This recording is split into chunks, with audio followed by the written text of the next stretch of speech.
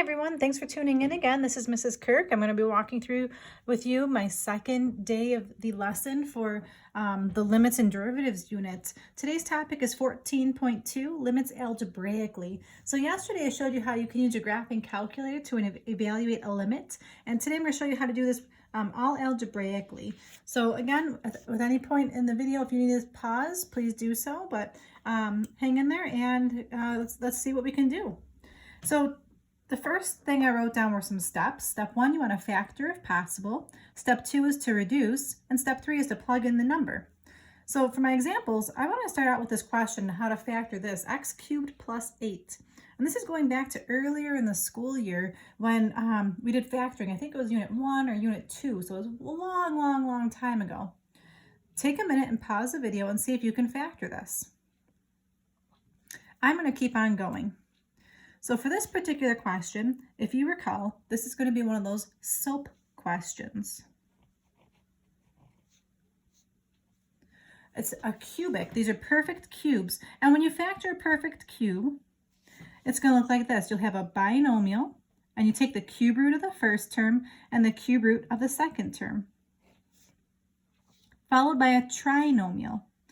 To figure out the trinomial, you square the first term in the parentheses. So that's x squared. Then you multiply the two terms together to get 2x.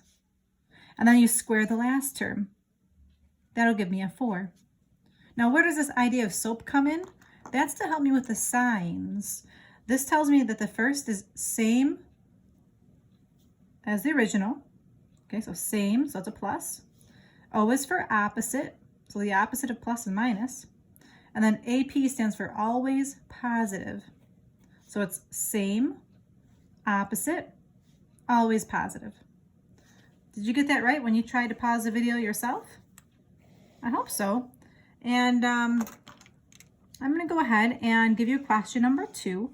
And question number 2 is another SOAP question to see if you truly understand how to use this concept. So question number 2 is 27x cubed minus 125 m to the 6th. So again, this is another SOAP question. So I'd like to take a moment and see if you can pause the video and try to factor this. I'm going to keep on going. So if I'm using that strategy, I take the cube root of the first term. The cube root of 27x cubed is 3x. Then I take the cube root of the second term. The cube root of this would be 5 m to the second. Then I get a trinomial. I'm going to square the first term, so it becomes 9x squared. Then you multiply these terms together, so 3x times 5m squared is 15xm squared. Then I square the last term, so 5m squared squared is 25m to the 4th. Now I'm going to implement that idea of SOAP, so it's same, opposite, always positive. So the first one was a minus because it was same as the original, and it goes plus plus. All right, hopefully you got that one right. I wanted to practice 2 questions that had that idea of SOAP because I think it's been a while since you've had to do that kind of factoring. Question number 3 is a different type of factoring. And again, this goes way back to chapter 1 or 2. You've got x squared y plus 3x squared minus 9y minus 27. So again, right now we're not doing anything with limits. I'm just practicing our ideas of factoring. Okay, so let's see here. Factor. I've noticed I've got 4 terms. This again would be a good time to pause the video and see if you can factor something with 4 terms. I'm going to keep on going. The first 2 terms, I'm going to use grouping. The concept I'm using right now is grouping. Okay, so maybe with that hint, you can figure this out. So I factor out a GCF on the first 2 terms. I'm going to factor out an x squared, and I'm left with y plus 3. Then you look at the next 2 terms, and you factor out a different GCF. In this case, I'm going to factor out negative 9, and in parentheses, I'll have a y plus 3. Now with grouping, you take the GCFs and you put them together. So my GCFs were x squared and a minus 9. And then the y plus 3 comes down. So again, for my steps on the side, I use grouping first. And now, if I look here, my first parentheses is a binomial that's factorable using dots. So to finish this off, I've got an x plus 3, x minus 3, and a y plus 3. And again, I'm going through this factoring strategy with you now because to be successful for this topic today, you want to be really good at factoring. Here's the last question I want to give you before we do some limit questions. Let's say you have x squared plus 6x plus 9 minus 16 y squared. So at this point, again, perhaps pause the video and see if you can factor it. I'm going to keep on going. So if I look at this question, I notice that there were 4 terms. And at first I try to factor by grouping. If I group the first 2 terms together and take out an x, I have an x plus 6 left. That doesn't really help me with my second 2 terms. So this question is actually not a factoring by grouping. I remember we had these tough questions and a lot of you did miss this on your test, but this is what I want you to underline. This is my hint. Try to factor this trinomial. Can you do it? Well, this is the same thing as x plus 3 times another x plus 3, which essentially is x plus 3 quantity squared. The minus 16y squared can come down. Well, that's looking kind of familiar. I don't know if you remember or not, but this is actually a dots question. You've seen this when we were factoring asymptotes with hyperbolas, and you also saw this back in chapter 1 and chapter 2 when we were learning this for the first time.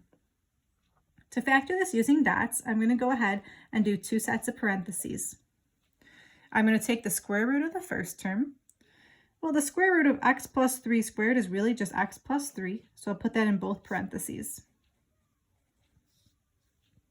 Now for the difference of 2 squares, you want 1 plus and 1 minus.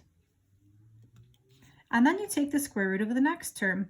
Well, the square root of 16y squared is really 4y, so I'm putting 4y in both of these parentheses. And at this point, I would look at your parentheses to see if there are any like terms to combine. In this question, there are not, so that is my final answer. Again, the purpose of these examples was just to practice some ideas on factoring so that you could be very confident when we move on to the actual limit questions. So I'm going to move my notes up, and I've got 3 limit questions to practice with you. So the directions are to evaluate. Let's see, this is going to be question number 5, and it is the limit as x approaches 1 of the fraction x minus 1 over x cubed minus 1. Now before I go ahead and walk you through this, I just want you to think about a few things. What would happen if I put 1 into this problem? You'd end up with 0 divided by 0. If that happens, that's telling me that maybe this question was factorable. So looking on top, I can't factor x minus 1, so I'm going to leave that alone. But the bottom, x cubed minus 1, I see a cube, and it's a binomial. We're going to use that SOAP strategy. Actually, I just realized I forgot to carry over. Something that's important with these questions is that you do write down the limit as x approaches 1 every single time. So let's see, this is x minus 1 on top. I'm going to use SOAP on the bottom. So again, maybe pause the video and see if you can factor this properly. But I'm going to keep on going. The cube root of this would be x. It's going to be the same sign, so it's minus 1. The cube root of 1 is 1. Then I square the first term to get x squared. It's the opposite sign. I multiply these terms together, and it's always positive at the end, and it's a 1. So again, this is the cube root, the cube root. I squared the first term, I multiplied the 2 terms in the binomial together, and then I squared the last term. Same opposite, always positive. And now when I look at this, on top and bottom, I hope that you can see the x minus 1s can cancel. So this reduces to be the limit as x approaches 1 of the fraction 1 over x squared plus x plus 1. So now you don't need to write limit anymore because now I'm actually going to plug in the number 1. I've got 1 over 1 squared plus 1 plus 1, which is the fraction 1/3. So just as a recap, what I just figured out was if I were to graph this as x approaches 1, I would see that there's a hole at the y value of 1/3. I just figured out that there's a hole in this graph of 1, 1/3. Okay, 2 more to go. Here's my number 6. Let's take the limit as x approaches 0 of 3 tan 7x divided by 2x. Okay, so if I'm following my steps here, step 1 would be to factor this question. Well, there's nothing here for me to factor. I see that there's a trig function here. So with these trig functions, we have to go back to the concept from yesterday. What was that concept from yesterday? It was if I get 0 in the denominator of a fraction, there's a strategy to use. So let me just double check. If I put 0 here, will this be undefined? Yes, it would. So because it's undefined, I can use something it's called the sandwich theorem, but I can use the sandwich theorem just to take the I could take the coefficients essentially. So I'm going to take the 3 and the 7 and multiply those together. So it becomes 3 times 7 divided by 2. So 21 over 2 would be the y value the graph is approaching. And if you did want to double check it, you could grab your graphing calculator and graph the original function and see if the graph truly has a hole at 21 over 2, which is 10.5. So if you went to 0 and 10.5, you should see a hole in the graph. Okay, here's the last question for the notes today. The limit as x approaches 0 of sine x plus 2x divided by 3x. So this question is a little bit different than the first question, but again, if I put 0 in the problem, would this be undefined? Actually, I'm going to write that over here in this question. This is undefined, at x equals 0. Therefore, just take the coefficients.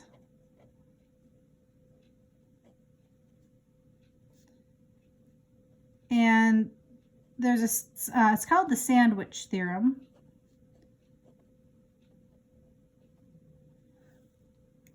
If you ever did want to look that up. Okay, so let's see. If I put 0 in this problem, I would get that this is undefined. So, how do I approach this question?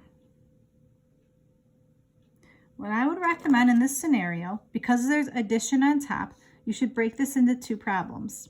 This is really the limit as x approaches 0 of the sine of x over 3x plus 2x over 3x. So if you notice, all I did was I took my numerator and I rewrote it and broke it into 2 separate fractions. This way, now I can use truly the sandwich theorem on this portion of the problem. And over here, 2x divided by 3x, the x's would reduce. So in this question, now I can plug in the 0.